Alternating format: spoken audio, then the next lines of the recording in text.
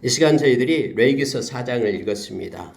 레위기서 4장은 이제 레위기서에서 말하고 있는 5가지 제사가 1장부터 쭉 기록이 되는데 이제 4장에 와서는 바로 속죄제에 대한 내용이 나옵니다. 속죄제라는 내용은 굉장히 커요. 왜냐하면 죄를 속하는 그러한 제사이기 때문에. 그래서 4장과 5장에 걸쳐서 나오고 있음을 보게 됩니다. 또 속죄제는 특별히 앞에서 말했던 번제나 소제나 화목제와는 조금 다릅니다. 이것은 의무제예요. 반드시 드려야지만이 되는 그런 제사입니다. 왜냐하면 이것은 죄를 사하는 거거든요. 이건 싫든 좋든 죄를 깨닫게 되면은 반드시 하나님 앞에 나와서 청산해야 될 그러한 제사가 바로 이 속죄제가 됩니다.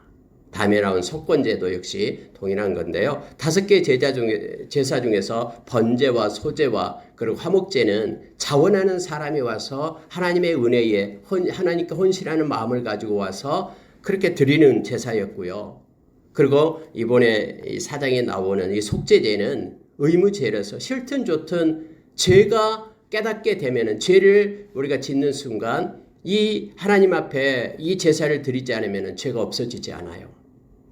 그 죄가 그대로 있는 거예요. 그래서 죄의 값인 그런 사망에 이르게 됨을 알게 됩니다. 그래서 이것은 반드시 청산해야 될 우리의 죄를 해결할 수 있는 바로 제사가 바로 속죄제로 나타나고 있습니다.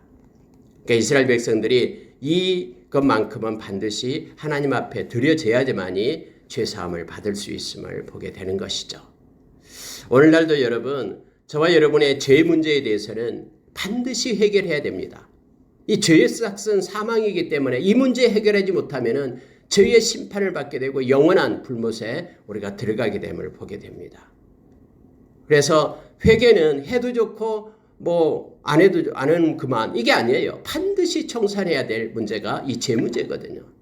이 모든 것에 그런 어그러지고 거스러지는 이 모든 것들의 그 출발점이 바로 죄로부터 시작됩니다. 모든 관계의 단절이 바로 죄 문제 해결이 되지 않았기 때문에 오는 거예요. 그래서 죄는 하나님과 우리 사이에 큰 벽이 되죠. 이거 허물지 않으면은 하나님께로 이를 수도 없고 또 하나님의 그런 사랑과 은혜를 받을 수가 없죠. 그래서 여러분 우리가 속죄제를 볼 때는 더욱더 우리 자신이 깊이 하나님 앞에 회개하며 뿐만 아니라 우리에게 이런 죄 문제를 해결해 줄 수 있는 예수 그리스도의 보혈을 감사하며 이 말씀을 우리가 묵상하기를 원합니다. 특히 여러분 이 속죄제는 틀려요. 뭐가 틀리냐면은 사람에 따라서 하나님 앞에 드려지는 그 제물이 틀려요. 예를 들어 제사장이 죄를 범했어요. 그리고 족장이 죄를 범했어요. 백성들 단체가 죄를 범했어요. 평민이 죄를 범했어요. 이 모든 것들이 범할 때에 하나님 앞에 드려지는 제물의 그런 종류가 달라져요. 이건 뭘 의미하냐 그러면요.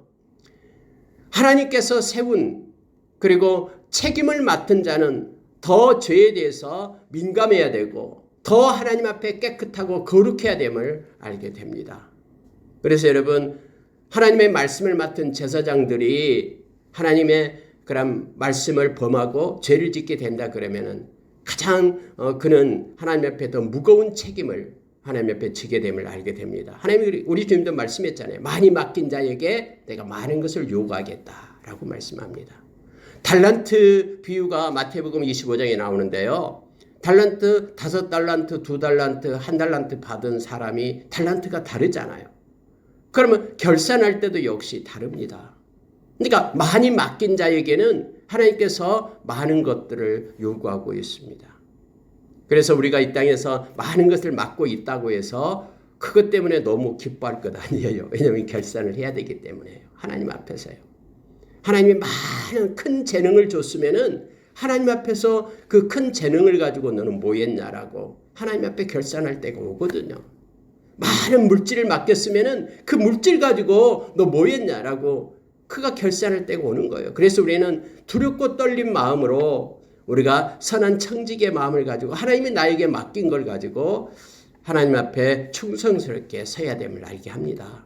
오늘 특히 이 속죄제에 대해서는요, 이 하나님 앞에 드리는 예물이 다르다라는 것을 우리가 기억하길 원합니다. 그리고 또 하나가 있습니다. 뭐 다른 것도 마찬가지입니다만은 특별히 이 말씀을 제가 읽으면서 마음 가운데 그런 깨달음을 준 것 중에 하나가, 여러분 우리가 죄를 지면은요, 우리가 이 제사장이나 또 많은 회중이 단체로 죄를 범하면 수송아지를 가지고 하나님 앞에 와서 이 제물을 드려야 됩니다. 그런데 해야 될 것이 있어요. 그냥 끌고 와서 잡아가지고 그거 태워가지고 하나님 앞에 번제를 드리고 하면서 속죄제를 하는 것 아니에요.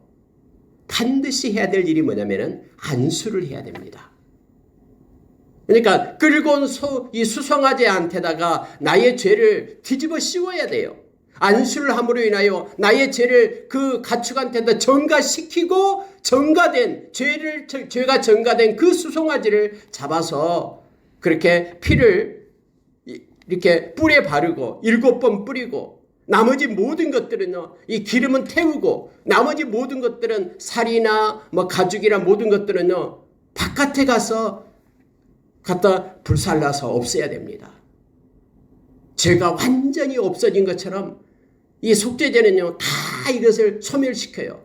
특히 이 제단 불에다 없앤 게 아니라 바깥 불에다가 이 모든 것들, 뭐 가죽이나 똥이나 기타 모든 것들은 거기에서 다 불태워서 없애는 거예요. 죄를 완전히 없애고 청산한다. 그러고 나서 제사장이 하는 얘기가 이제 죄사함을 받았습니다 라고 제사장 입에서 말이 나갈 때, 그때서야 죄사함을 받게 된다 라고 성경 말하고 있는 거예요. 근데 중요한 게 뭐냐면요, 안수를 해야 된다라는 거예요. 전가시켜야 됩니다. 여러분, 우리가 죄를 지을 때요, 우리도 이 죄를 갖다가 전가시켜야, 누구 사람한테, 짐승한테 전가시키는 게 아니라 우리에게는 예수 그리스도께 전가시키는 것이죠. 예수 그리스도께서 우리의 죄값을 지불했기 때문에 예수님 보혈 힘입고, 그분의 보혈을 힘입는 것이 바로 우리가 안수하는 거예요. 그분의 보혈을 힘입는 것이 우리가 회개하는 거예요. 예수님의 보혈을 힘입을 때만 우리의 죄가 사함을 받는 거예요. 아무리 여러분 우리가 큰 죄를 지었어도요, 그 죄값 모두가 다 우리 주님이 감당했습니다. 흠없는 제물이 되었거든요. 예수님이요. 우리가 죄를 지었을 때 수송아지, 아무리 큰 수송아지를 끌고 왔다고 해도요, 우리가 안수하지 않으면 그 죄 그대로 있는 거예요. 그 수송아지를 뭐 한 마리가 아니라 수천 마리를 잡아서 죽였다고 해도 그 수송아지 머리 위에 안수하고 죄를 전가시키지 않았다 그러면 우리는 죄사함을 받지 않고 그대로 있는 거예요. 이 구약의 제사가요.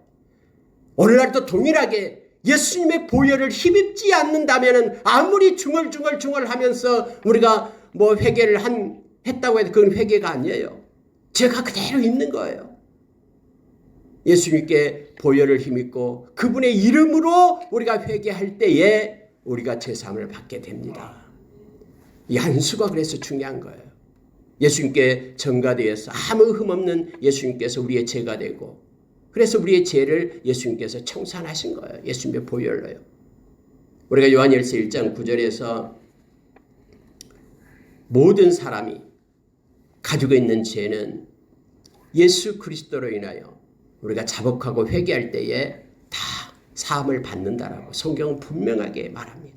우리의 느낌으로 우리가 죄사함 받는 게 아니에요. 야, 이제는 마음이 이제 이렇게 따뜻하고 이제 내 죄가 사해진 것 같고 해서 사해진 게 아니라 성경 말씀의 근거에서 우리는 우리의 감정이 아니라 말씀의 근거에서 우리의 죄가 사함을 받았다라고 확증한 거예요. 우리가 천국이 있고 하나님의 나라에 들어간다는 것을 뭘로 알 수 있습니까? 우리의 느낌으로 압니까? 아니잖아요. 하나님의 말씀을 믿는 믿음으로 아는 것이죠. 그래서 여러분, 말씀은 모든 것의 기준점이 됨을, 믿음의 중심이 됨을, 진리의 터가 됨을 우리가 깨닫기를 원합니다. 자, 여러분 보십시오. 2절에 보면은요, 이스라엘 자손에게 말하여 이루라. 누구든지 여호와의 계명 중 하나라도 그릇 범하였으되, 이렇게 말합니다. 계명 중 하나라도. 그래서 여러분, 이 율법에 있는 계명은요, 우리를 죄를 깨닫게 해요. 말씀을 읽으면은 이 말씀이 우리의 마음을 비추거든요. 그래서 깨닫게 합니다. 그럼 이 죄를 깨닫게 되면 우리는 어떻게 합니까? 예수님의 보혈을 힘입고 하나님 앞에 회개 자리에 앉아서 인정을 해야 돼요. 하나님 맞습니다. 말씀의 거울에 비춰보니까 내가 죄를 지었습니다. 예수님의 보혈로 용서함 받기를 원합니다. 이렇게 마음에 진실되게 온전함으로 하나님 앞에 기도하면은 하나님께서는 말씀에 의지해서 우리의 죄를 사해 주십니다. 우리가 깨닫지도 못하는데 어떻게 우리가 죄를 회개할 수가 있겠습니까? 내 마음이 인정을 하지 않는데. 그래서 성령께서 우리의 마음을 깨닫게 해주실 때에 우리는 인정하면서 하나님 앞에 예수님의 보혈을 믿고 회개하는, 그래서 깨끗하고 정결케 되는 저와 여러분이 되기를 원합니다. 제사장이 범죄하면 수송아지를 가지고 갑니다. 제사장도 안수를 합니다. 아무리 제사장이라고 해도요, 죄를 지은 인간입니다. 그래서 여러분, 우리가 속죄일이 있잖아요. 그게 7월 10일이에요. 7월 10일이 될 때 이스라엘의 모든 백성들은 금식을 합니다. 그리고 대제사장이 먼저 지성소에 들어가서 하나님 그 지성소에 하루 들어가죠. 1년에 하루. 그런데 들어가기 전에 제사장이 먼저 자기의 죄를 속죄를 해야 됩니다. 그리고 이스라엘의 모든 죄를 속죄를 하는 것이죠. 그리고 지성소에서 하나님이 이제 받으신 것은 제사장이 살아서 밖으로 나올 때 모든 그러한 이스라엘 민족의 죄가 사해지는 것이에요. 이처럼 여러분, 이 사람의 제사장은요, 이렇게 부족합니다. 연약합니다. 그래서 죄를 지어요. 그래서 제사장도 이렇게 속죄를 해야 됩니다. 그러나 대제사장 대신 멜기세덱 대제사장 대신 예수 그리스도, 그분은 아무 흠이 없어요.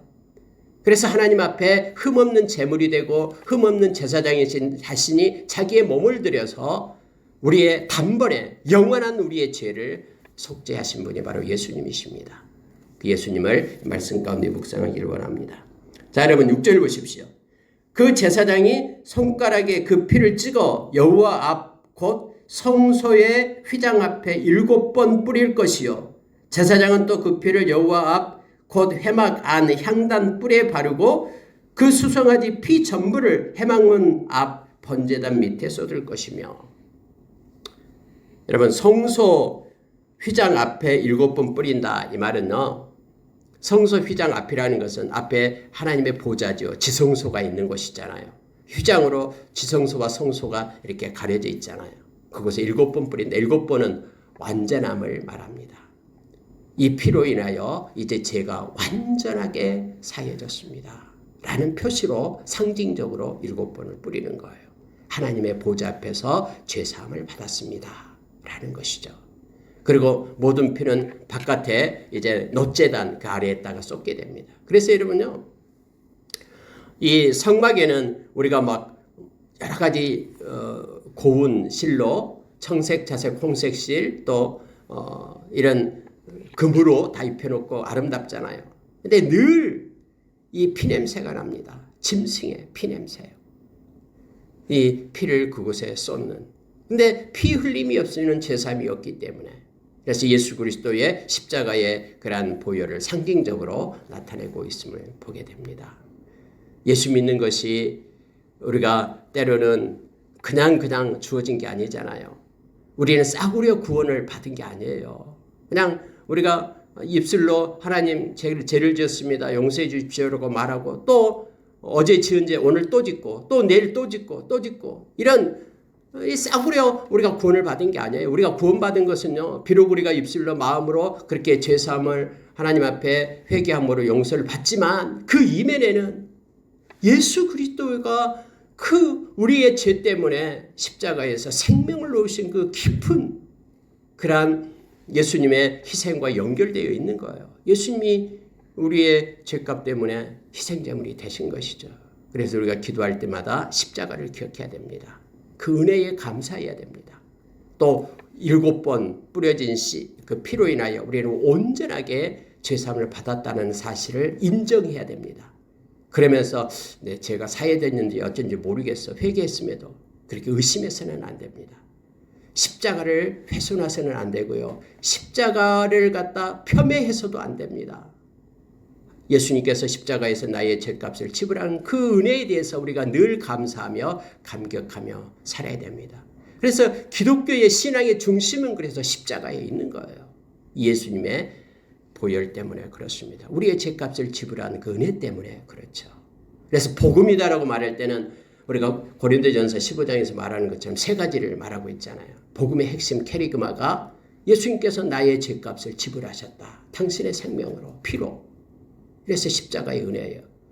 예수님께서 우리에게 영원한 영생을 주시는 것으로 부활하신 것이죠. 아니 예수님이 죽으신 다음에 부활이 없는데 우리가 영원한 생명을 갖는다라는 게 말이 됩니까? 그래서 여러분 성경에서는 부활이 없다고 말하는 사람들에게 바울사도는 그렇게 얘기하잖아요. 만약에 예수님이 부활이 없었다 그러면은 우리가 믿는 믿음은 다 헛것이다. 우리가 믿는 믿음, 그래서 이 세상에서 가장 불쌍한 사람이 바로 예수 믿는 사람들이다라고 말하고 있잖아요. 예수님이 부활하셔서 보여줬잖아요. 그래서 예수님이 말씀하신 것이 모두가 다 인정이 되는 거예요. 예수님이 말씀을 다 했는데 너가 천국 백성이 될 것이다라고, 하나님의 보좌 앞에 우리가 나갈 것이다라고 다 말씀을 했는데 내가 사흘 만에 살아나리라라고 예수님이 말씀하신 그 말씀대로 예수님의 부활이 없었다 그러면은 예수님이 말씀하신 걸 어떻게 우리가 믿을 수 있어요? 믿지 못하잖아요. 그게 증거인데. 근데 예수님이 사흘 만에 살아나시리라 말씀하신 대로 살아나셨잖아요. 부활하셨잖아요. 그래서 그 부활로 인하여 예수님 말씀하신 모든 것이 그대로 성취되고 완성될 것을 우리는 믿음으로 받는 거예요. 우리에게 영원한 안식을 주신 주님을 부활의 주님 때문에 우리가 믿고 확신하는 거예요. 그래서 부활이 우리에게 복음이에요. 굿뉴스, 좋은 소식이에요.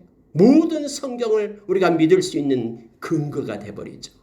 그리고 지금도 예수님은 살아계셔서 우리와 함께 하시고 우리에게 나타나 보이시고 부활하신 주님께서 이것이 우리에게 복음입니다. 우리는 혼자 있는 게 아닙니다. 주님이 함께 하십니다. 그의 영이신 성령님이 세상 끝날 때까지 우리와 함께 하시며 우리와 동행하시고 보혜사 되어주셔서 우리를 지켜주십니다. 우리의 증인이 바로 이 성령님이십니다. 예수님의 영이신. 그래서 예수님의 영이신 성령님이 우리 안에 없으면 우리는 그리스도인이 아니다라고. 또 성령이 없으면 우리는 하나님을 사랑할 수가 없어요. 하나님께 예배할 수도 없습니다. 하나님의 마음을 깨달을 수도 없고 성경을 우리가 보면서 기쁨으로 받을 수도 없습니다. 다 성령께서 하시는 것이거든요. 자, 여러분 성경에는 12절로 내려가서요. 이렇게 우리에게 가르쳐 줍니다. 똥 곧 그 송아지 전체를 진영 바깥 재 버리는 곳인 정결한 곳으로 가져다가 불로 나무 위에서 사르되 곧 재 버리는 곳에서 불사를지니라. 이렇게 되어 있어요. 여러분 이 속죄제로 드리는 제물은요. 이 번제단에서 다 드리는 거, 태워서 없애는 게 아니에요. 어디서 없애냐면요. 기름은 번제단에서 없애요. 기름은 떼어가지고 그리고 똥 그리고 송아지 전체 이렇게 말했죠. 송아지에 있는 모든 살 위에 보면 뭐 껍질 뭐 다 나옵니다. 이것은 진영 바깥 재 버리는 곳에서 죄를 버리는 곳에서 다 불살로 없애라. 모든 죄를 다 없애라. 없앤다라는 것을 상징적으로 지금 말해주고 있음을 보게 됩니다. 또 하나 여러분 큰 것 중에 하나가 뭐냐면요. 13절에 보면은 만일 이스라엘의 온 회중이 여호와의 계명 중 하나라도 부지 중에 범하여 허물이 있으나 스스로 깨닫지 못하다가 그 범한 죄를 깨달으면 회중은 수송아지를 속죄제로 드릴지니 이렇게 돼 있어요. 그래서 장로들이 와서 안수해서 그 수송아지 머리에 안수해가지고 죄를 전가시키고 그 수송아지를 이제는 똑같이 앞에서 제사장이 했던 것과 똑같이 그렇게 행하게 됩니다. 아 여러분 회중도 죄를 지을 수 있습니까? 아니 한두 명이 아닌 단체로 어떻게 죄를 지을 수 있습니까? 죄 지을 수 있어요. 많은 사람이 있다고 해서 그들이 머리가 많다고 해서 지혜로워서 이렇게 죄를 짓지 않고 아니에요. 단체로 죄를 범할 수가 있습니다. 아니 이단의 무리들이 다 그렇잖아요. 그들은 세뇌돼가지고 단체로 죄를 짓잖아요. 여러분 지금 여기 보니까요. 온 회중이 하나님의 말씀을 부지 중에 범합니다. 단체가 다 그렇게 죄를 지어요. 누군가 하면 리더가 잘못 이끌어가지고 단체가 죄 속에 빠질 수 있어요. 그런데 시간이 지나다 보니까 이게 죄인데 라고 깨닫게 되는 거예요. 그러면은 이 단체의 죄는요 엄청납니다. 그래서 수송아지를 가지고 가서 그렇게 장로가 대표로 안수해서 죄를 전가시키고 반드시 안수해야 돼요. 그리고 그 제물을 똑같이 그렇게 하나님 앞에 드릴 것을 요청해 주고 있습니다. 22절 봅니다. 족장입니다. 이제 리더예요. 만일 족장이 그의 하나님 여호와 계명 중 하나라도 부지 중에 범하여 허물이 있었는데 그가 범한 죄를 누가 그에게 깨우쳐주면 그는 흠없는 순염소를 예물로 가져다가 이렇게 되어 있죠. 족장은 수송아지를 가지고 가지 않고 이제 염소, 순염소를 가지고 갑니다. 평민입니다. 27절 만일 평민 한 사람이 여호와 계명 중 하나라도 부지 중에 범하여 허물이 있었는데 누군가가 깨우쳐주면 만약에 여러분요 이게 속죄제가 중요한 게 하나가 있어요. 다 뭐냐면은 부지 중에 죄를 범한 거예요. 알지 못하고 죄를 범한다라는 거예요. 근데 누군가가 아니야 그건 죄야 말씀이 이래 라고 깨우쳐주면 하나님 앞에 반드시 나가서 이 속죄제를 드려야 됩니다. 그러면은 이게 부지 중에 말고요 죄를 알고 있으면서 죄를 지면 어떻게 될까요? 내가 죄인 줄 알아요. 이 나쁜 죄인 줄 알아요. 그러면서 내가 알고서 죄를 지면은 이건 우리가 자범죄라고 얘기하잖아요. 이거 고범죄라고 얘기하잖아요. 자범죄가 아니라 고범죄. 고의적으로 하나님 앞에 죄를 짓는다라는 거예요. 그는 하나님 앞에 끊어지게 됩니다. 여기서 속죄제에서 지금 말하고 있는 것이 뭐냐면요. 이것은 알지 못하는 가운데 죄를 지었는데 근데 죄를 깨닫게 되었을 때는 의무적으로 반드시 죄를 지어야 된 이 속죄제를 하나님 앞에 드려야 된다라는 거고요. 여기서 지금 언급하고 있는 것들은 이런 의미고요. 만약에 알고 죄를 지으면 이 고범죄를 지은 사람들은 하나님 앞에서 끊어지게 될 것이다라고 말합니다. 물론 그가 뉘우치고 하나님 앞에 회개하고 나오면 됩니다만은 그러나 알고 있을 때에는 모든 죄는 하나님 앞에 반드시 회개하고 청산해야 됩니다. 평민도 죄를 집니다. 그럴 때는 암염소를 가지고 갑니다. 그런데 암염소가 없어요. 평민이니까 가난하니까. 그럴 때는 어린 양으로 하나님 앞에 속죄 제물을 가지고 가서 드릴 수가 있다라고 성경은 말하고 있습니다. 내일 말씀을 5장으로 연결해서 이 속죄제에 대해서 더 말씀을 나누겠습니다. 오늘은 우리가 하나님 앞에 이 죄는 반드시 청산되어야 되고 죄의 문을 열어놓으면 죄가 누룩처럼 우리의 모든 삶을 다 이렇게 먹어버립니다. 부풀러서 우리를 죄덩어리로 만듭니다. 그래서 죄를 깨닫는 순간 빨리 우리는 회개해야 됩니다. 만약에 회개하지 않고 그대로 놔두면 악한 자가 틈을 탑니다. 이 죄를 통해서 우리의 삶을, 우리의 영혼을, 우리의 모든 것들을 갖다 부풀리고 누룩처럼 번지게 해서 전염병처럼 우리를 점령해 버립니다. 그래서 우리의 마음이 점점 딱딱하게 굳어가고 화인 맞은 양심에 대해서 거짓을 따르고 그리고 하나님 앞에 그러한 믿음에서 떠나게 됨을 하나님 앞에서 떠나가게 됨을 알게 됩니다. 그래서 우리는 죄를 짓게 되면 깨닫게 될 때에 빨리 하나님 앞에 엎드려 회개하고 예수님의 보혈을 믿고 이렇게 청산하고 정결한 자로 하나님 앞에 세워져야 됩니다. 하나님이 이걸 기뻐하셔요. 염치가 없어요. 어제 지었고 또 짓고 하니까 그래서 회개를 못하겠어요 하는 사람이 있어요. 아니요. 하나님은 회개하는 것을 너무너무 기뻐하십니다.